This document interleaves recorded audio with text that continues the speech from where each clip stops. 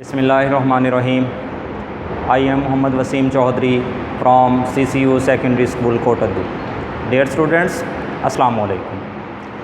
10th class physics से आज हमारा unit number 18 atomic and nuclear physics, chapter number 18 atom और न्यूक्लियर फ़िज़िक्स के बारे में, रेडियो एक्टिविटी के बारे में और रेडियो आइसोटोप्स के बारे में, हाफ लाइफ के अबाउट, फिशन फ्यूजन रिएक्शंस, ये सब कुछ हमने इस चैप्टर में डिस्कस करना है। एटम से लेकर न्यूक्लियस से लेकर फिर न्यूक्लियर फ़िज़िक्स की जितनी भी हैं, फिशन है, फ्यूजन है, ये तमाम रिएक्शंस, हाफ लाइफ है, ये सब का सब हम इस चैप्टर में डिस्कस करेंगे और आप लोगों को क्लियर कराएंगे। फ़र्स्ट ऑफ़ ऑल, आज पहला लेक्चर इंट्रोडक्शन, तारुफ इस चैप्टर का एटम से स्टार्ट किया है। एटम क्या है? Atom is the smallest particle, छोटे से छोटा ज़र्रा, इंडिविजिबल, जो नाकाबिल तकसीम हो। हायर क्लासेस में इसकी डेफिनेशन यूँ भी होती है, which may or may not exist. Atom is the smallest particle which may or may not exist, कि जिसकी एग्जिस्टेंस के बारे में भी कंफर्म नहीं है कि वो है या नहीं। और दूसरी बात, एटम इतना छोटा है, स्मॉलेस्ट है, कि आम आँख से, माइक्रोस्कोप से और बायोकेमिकल टेस्ट से इन चीज़ों से इनको व्यू नहीं कर सकते। फिज़िकली जो है हम देख नहीं सकते, कोई साइंटिस्ट ने देखा नहीं हुआ, जस्ट एक्सपेरिमेंटली प्रूव हुआ है। तो सबसे पहले ग्रीक फ़िलासफ़र, यूनानी जो हैं फ़िलासफ़र थे, डेमोक्रिटस 585 BC कबल मसीह में मैटर, उन्होंने ये क्या बयान किया इसके बारे में, मैटर के एटम के बारे में, matter is built from small particles called atom, कि मादा जो है वो बनता है, वजूद में आता है। किससे वजूद में आता है? छोटे छोटे ज़र्रात से मिलकर बनता है, स्मॉलर पार्टिकल से मिलकर बनता है। उन पार्टिकल्स को क्या नाम दिया गया? एटम का नाम दिया गया। एटम ग्रीक ज़ुबान का, यूनानी ज़ुबान का लफ्ज़ है जिसका मतलब है इंडिविजिबल, जिसको मज़ीद तकसीम ना किया जा सके, इतना छोटा पार्टिकल जो नाकाबिले तकसीम हो। रदरफोर्ड ने फिर एटम के बारे में और उसके न्यूक्लियस के बारे में थोड़ा सा आपको पहले आइडिया क्लियर कर दूं। एक मिसाल दे रहा हूं कि ये हमने शेप बनाई है कि ये एटम की शेप है, यहीं पर जो है वो सर्कुलर ऑर्बिट्स हैं। यहाँ पर एक कुछ हिस्सा जिसे मुस्बत पॉजिटिव पार्ट ऑफ एटम कहेंगे, एटम का वो हिस्सा जहाँ पर पॉजिटिवली चार्ज पार्टिकल मौजूद होंगे, वो हिस्सा न्यूक्लियस कहलाएगा।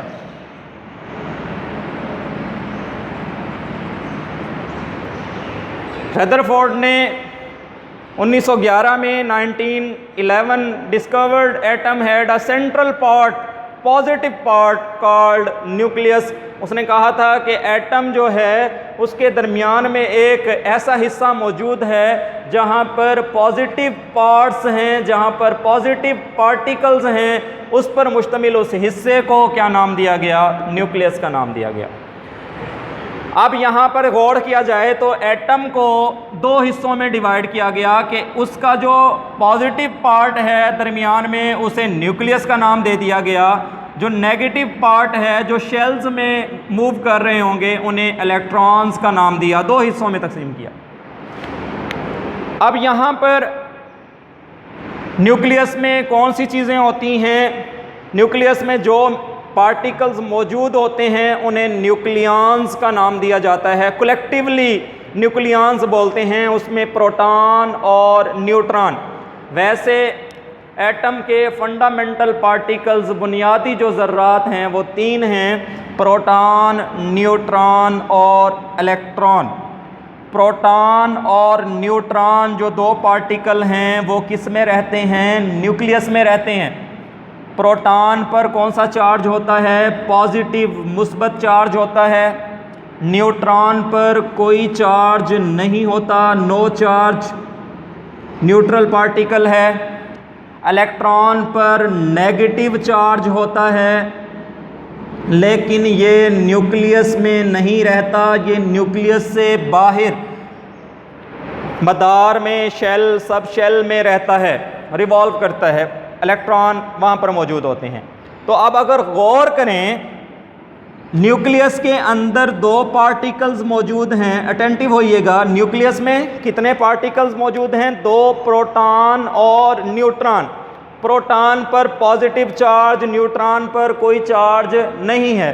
तो जब कलेक्टिवली बात करेंगे कि न्यूक्लियस पर कौन सा चार्ज है, तो जाहिर सी बात है तो उस पर पॉजिटिव चार्ज शो कराएगा, क्योंकि एक पार्टिकल ऐसा है जिस पर पॉजिटिव चार्ज है, एक पार्टिकल ऐसा है जिस पर कोई चार्ज नहीं है। तो जब वो शो कराएगा तो उसने शो कराना है कि पॉजिटिव चार्ज वाला जो है वो शो कराएगा कि यहाँ पर इसके पास पॉजिटिव चार्ज मौजूद है। इसकी एग्जांपल एक इस तरह से भी देता हूँ मैं स्टूडेंट्स को कि दो पॉकेट्स हैं, एक पॉकेट में 1000 रुपीज़ हैं, दूसरे पॉकेट में कुछ भी नहीं है, खाली है। तो कलेक्टिवली कोई हम मुझसे पूछे कि आपके पास इस टाइम कितने पैसे हैं, तो मैं कहूँगा कि 1000 रुपीज़। तो उस एम्प्टी को, उस खाली जेब को कंसीडर नहीं करना, जिसके पास है वो शो ऑफ करा देना है। तो यहाँ पर भी इसमें दो पार्टिकल्स मौजूद हैं, एक पर कोई चार्ज नहीं है, एक पर पॉजिटिव चार्ज है। जब ओवरऑल बात की जाएगी कि न्यूक्लियस पर कौन सा चार्ज होता है, तो आपने कहना है न्यूक्लियस पर पॉजिटिव चार्ज होता है। अब अगली बात, एटम का चार्ज क्या है? न्यूक्लियस का चार्ज तो हमने डिफाइन कर दिया, क्लियर कर दिया कि न्यूक्लियस पर पॉजिटिव चार्ज होता है ड्यू टू प्रोटॉन। अब अगली बात हम कहते हैं, जितने किसी एटम में प्रोटॉन्स की तादाद होगी उतनी ही इलेक्ट्रॉन्स की तादाद होगी। यानी नंबर ऑफ इलेक्ट्रॉन्स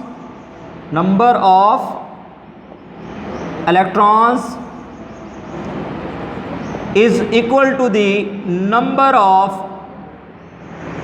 यहाँ भी number of protons in the nucleus, number of protons in the nucleus is equal to the number of electrons in shell outer from the nucleus। कि न्यूक्लियस में प्रोटॉन्स की तादाद बराबर होगी बाहर, न्यूक्लियस से बाहर मदारों में, शेल्स में, सब शेल में इलेक्ट्रॉन्स की तादाद के। यानी कि जितने प्रोटॉन, जितने पॉजिटिव चार्जेस यहाँ पर होंगे उतने ही नेगेटिव चार्जेस मदार में होंगे, ऑर्बिट्स में होंगे। अब ओवरऑल अगर बात की जाए कि एटम पर कौन सा चार्ज होता है, तो एटम पर आप कहेंगे no charge. Atom is a neutral particle, atom एक न्यूट्रल ज़र्रा है, एटम पर कोई चार्ज नहीं है। क्यों नहीं है? हमने कहा कि एटम का एक हिस्सा ऐसा है जहाँ पर प्रोटॉन और न्यूट्रॉन मुश्तमिल हैं, उन पर पॉजिटिव चार्ज, जितने पॉजिटिव होंगे प्रोटॉन होंगे उतने ही बाहर मदारों में इलेक्ट्रॉन होंगे। तो यहाँ पर अगर 5 पॉजिटिव चार्जेस हैं तो यहाँ पर 5 इलेक्ट्रॉन होंगे। Number of protons in the nucleus is equal to the number of electrons in orbits. Orbits में इलेक्ट्रॉन्स की तादाद और न्यूक्लियस में प्रोटॉन्स की तादाद बराबर होती है। यही वजह है कि वो पॉजिटिव और नेगेटिव एक दूसरे के इफ़ेक्ट को कैंसिल करेंगे। जब ओवरऑल उनकी बात करेंगे, एटम की बात करेंगे कि एटम पर कौन सा दिखाने के लिए चार्ज है, तो एटम के पास कोई चार्ज नहीं है। Atom is a neutral particle, atom एक न्यूट्रल पार्टिकल है, न्यूट्रल ज़र्रा है। न्यूक्लियस पर पॉजिटिव, एटम पर कोई चार्ज नहीं है, एटम एक न्यूट्रल ज़र्रा है। अब ये तो बात हो गई यहाँ पॉजिटिव नेगेटिव की। फिर आगे इसको मज़ीद आगे लेकर चलना है हमने कि यहाँ पर जो न्यूक्लियस में दो हमारे पास पार्टिकल्स हैं प्रोटॉन और न्यूट्रॉन, हम उन्हें कलेक्टिवली जब बयान कर देते हो हम उन्हें न्यूक्लियॉन्स का नाम देते हैं। अब आगे है एटॉमिक नंबर। तो खाली जब प्रोटॉन की बात आएगी, the number of protons in the nucleus of an atom, तो किसी भी एटम के न्यूक्लियस में नंबर ऑफ प्रोटॉन्स की तादाद को क्या कहते हैं? एटमी नंबर, एटॉमिक नंबर कहते हैं। तीन नाम हैं इसके, ये तीन तरह से एक ही डेफिनेशन होगी। एटॉमिक नंबर भी इसी की डेफिनेशन है, चार्ज नंबर भी यही है, या प्रोटॉन नंबर भी यही है। तीन तरह से पूछ सकता है आपसे क्वेश्चन कि अगर वो कह देता है एटॉमिक नंबर को डिफाइन करें तो आपने कहना है the number of protons present in the nucleus of an atom is called the atomic number, it is represented by Z. ये जी से जाहिर होता है। और अगर चार्ज नंबर कहता है तब भी आपने कहना है the number of protons in the nucleus of an atom is called the charge number and it is represented by Z. जब अगर प्रोटॉन नंबर पूछ लेता है तो आपने क्या कहना है? The number of protons present in the nucleus of an atom is called the proton number and it is represented by Z. ये मैंने कहा एक ही चीज़ है, एक ही डेफिनेशन है, तीन अलग अलग से नाम हैं। आप अगर इम्तिहान में पूछ लेता है तो कंफ्यूज होने की ज़रूरत नहीं है, इन्हीं में से एक ही डेफिनेशन आ जाएगी। नेक्स्ट वन है न्यूट्रॉन। द नंबर ऑफ, नाम से ही जाहिर है, the number of neutrons present in the nucleus of an atom, कि न्यूट्रॉन्स की तादाद जो एटम के न्यूक्लियस में मौजूद होगी उसे हम क्या कहेंगे बेटा? Neutron number. और एटॉमिक मास नंबर या मास नंबर खाली कह दें तो इतना भी पूछ सकता है, वो मास नंबर भी कह सकता है, मैस नंबर। तो आपने कहना है the number of protons collectively with the number of neutrons, protons और न्यूट्रॉन्स की कलेक्टिव जो स्ट्रेंथ है, जो मजमुआ है, उसे हम लोग क्या कहेंगे? Atomic mass number present in the nucleus of an atom, कि किसी भी एटम के न्यूक्लियस में मौजूद प्रोटॉन्स और न्यूट्रॉन्स की तादाद को एटॉमिक मैस नंबर बोलते हैं। इसे जाहिर किससे करते हैं? ए से, कैपिटल ए से। एटॉमिक नंबर को जी से, कैपिटल जी से रिप्रेजेंट कराते हैं, एटॉमिक मैस नंबर को ए से रिप्रेजेंट कराते हैं। तो ए इज इक्वल टू क्या आ जाएगा? जी प्लस एन। जी क्या है हमारे पास? एटॉमिक नंबर, प्लस एन क्या है? Neutron number. दोनों का मजमुआ जो है वो एटॉमिक मैस नंबर है, किसी भी एटम का मैस है। अब यहाँ पर एक बात कन्फ्यूजन है, स्टूडेंट्स पूछते हैं कि सर न्यूक्लियस तो ये रिप्रेजेंट कराया आपने, एक मिसाल है, हम कह रहे हैं ये एटम है, इस पर पॉजिटिव चार्ज है, इस पर कोई चार्ज नहीं है। बातें समझ आ जाती हैं, आ गई हैं। मोस्टली स्टूडेंट्स ये क्वेश्चन करते हैं कि जब आई मैस की बात, एटम के मैस की बात, ये पूरा एटम है, उसमें हम क्या कह रहे हैं कि ये जो न्यूक्लियस में जो चीज़ें रह रही हैं, प्रोटॉन और न्यूट्रॉन, बस इन्हीं की तादाद को हम शो करा रहे हैं कि वही पूरे के पूरे एटम का मैस है। इसकी रीज़न क्या है? ये स्टूडेंट्स पूछते हैं। क्वेश्चन भी बनता है कि हमने इतने पार्ट को तो कह दिया कि ये पूरे एटम का मास, पूरे एटम का मैस रिप्रेजेंट करा रहा है। वाई, क्यों? फिर मैं बच्चों को एग्जाम्पल देता हूँ कि कुछ पार्टिकल्स हैवी होते हैं और कुछ पार्टिकल्स लाइटर होते हैं। अभी मैंने एटम के फंडामेंटल पार्टिकल्स आपको बताए, प्रोटॉन, न्यूट्रॉन और इलेक्ट्रॉन। वैसे ढेर सारे हैं, मैं फंडामेंटल की बात कर रहा हूँ, प्रोटॉन, न्यूट्रॉन और इलेक्ट्रॉन। प्रोटॉन और न्यूट्रॉन मैंने कहा कि न्यूक्लियस में मौजूद होते हैं, इलेक्ट्रॉन मैंने कहा बाहर शेल्स में, सब शेल्स में, ऑर्बिट्स में मौजूद होते हैं। अब प्रोटॉन और न्यूट्रॉन का नियरली इक्वल मैस है, नियरली इक्वल, सेम नहीं है, नियरली इक्वल कह सकते हैं, इनका मैस है। लेकिन जो हमारे पास इलेक्ट्रॉन्स हैं वो बहुत ही लाइटर पार्टिकल हैं, हल्के ज़र्रात हैं as compared to proton and neutron. यहाँ पर मैंने लिखा है mass of proton is 1836 times heavier than electron, कि प्रोटॉन का जो मैस है वो 1836 गुना ज़्यादा वजनी है, ज़्यादा भारी है एज़ कंपेयर टू इलेक्ट्रॉन। अब मैं इसकी एग्जांपल, बच्चों को समझ नहीं आती, इस रूम का, जिस रूम में मैं ठहरा हूँ, आप लोग बैठ के पढ़ते हैं, मुझे कोई कहे कि इसका वेट कितना होगा, अंदाज़ा लगाएं जी, इसका वज़न कितना होगा। अब मैं क्या कहूँगा, हम कहेंगे कि जो है ना, जितने बेंच पड़े हैं यहाँ पर उनका वेट कर लिया जाए, जितनी बुक्स रखी हैं उनका वेट कर लिया जाए, अगर यहाँ स्टूडेंट्स मौजूद हैं उन सबको भी तोल लिया जाए, और इस छत का, फ़ैन का, पंखों का, बोर्ड का इनका वज़न कर लिया जाए तो रूम का वज़न हो जाएगा। लेकिन अगर डीपली यहाँ पर नज़र दौड़ाई जाए तो कुछ बच्चों के पेजेस पड़े होंगे, कुछ रबिश पड़ी होगी, कुछ टुकड़े पड़े होंगे, कुछ डस्ट पड़ी होगी, कुछ मार्कर पेंसिल एक दो पड़ी होगी, हमने उसे इग्नोर कर दिया। क्यों इग्नोर कर दिया?